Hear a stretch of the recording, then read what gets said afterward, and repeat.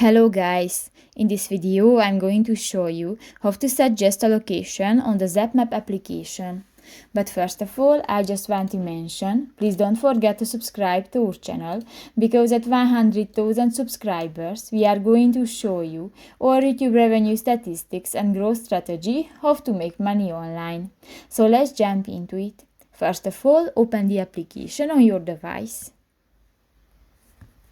Click to the three lines at the upper left corner of the screen, and in the Add the Charge Point section you can find the second option, the Suggest a Location. And here you can add the charge point name, an address, a town, or a postcode. And if you don't know the postcode, just click to the square so you don't know the full postcode.